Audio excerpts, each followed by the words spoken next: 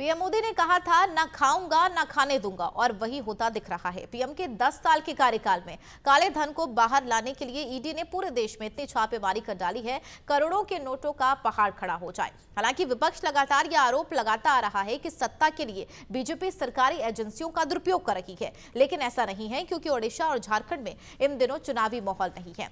लेकिन इसके बाद भी ईडी ने बड़ी कार्रवाई को अंजाम दिया है और कांग्रेस के राज्यसभा सांसद धीरज साहू के ठिकानों पर छापेमार कार्रवाई को अंजाम दिया। इसमें करोड़ों की हेराफेरी के साथ हजारों करोड़ रुपए बरामद किए गए। आखिर क्या है पूरा मामला, रिपोर्ट देखिए।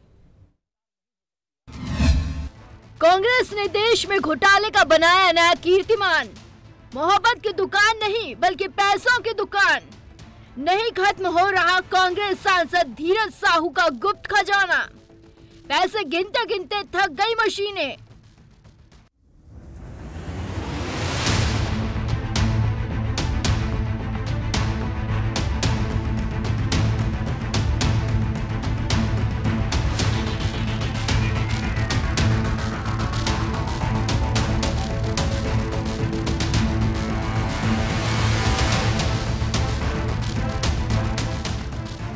प्रधानमंत्री मोदी इन दिनों गारंटी की बात कर रहे हैं और उनकी प्रमुख गारंटी भ्रष्टाचार को जड़ से खत्म करना है, काले धन को बाहर लाना है।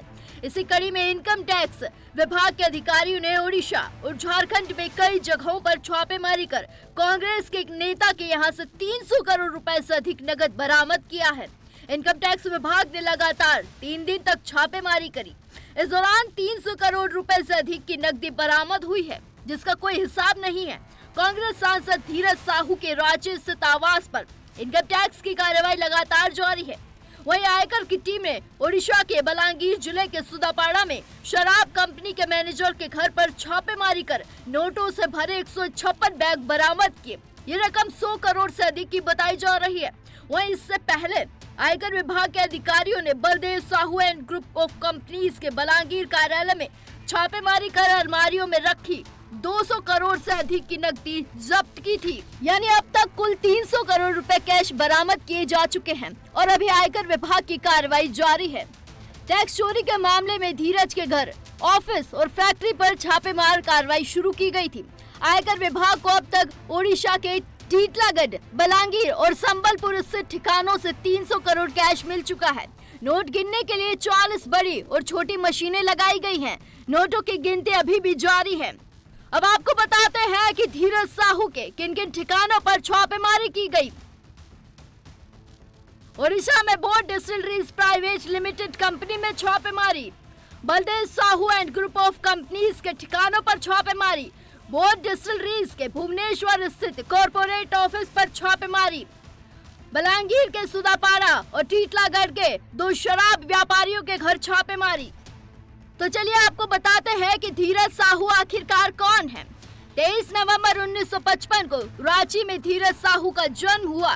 धीरज साहू 3 बार राज्यसभा सांसद रहे हैं। धीरज की एक वेबसाइट भी है जिसमें वे खुद को एक कारोबारी भी बताते हैं।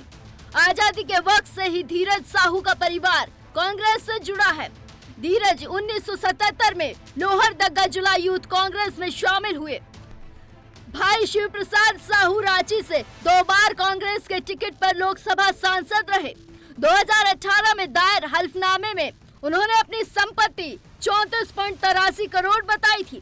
साथ ही उन्होंने 2.4 करोड़ चल संपत्ति की जानकारी भी दी थी। और आपको बता दें कि अभी भी एजेंसियां धीरज साहू के ठिकानों पर मिले पैसों की गिनती कर रही है और ये आंकड़ा और भी बढ़ सकता है। Bureau report, Navtej TV, Jaipur.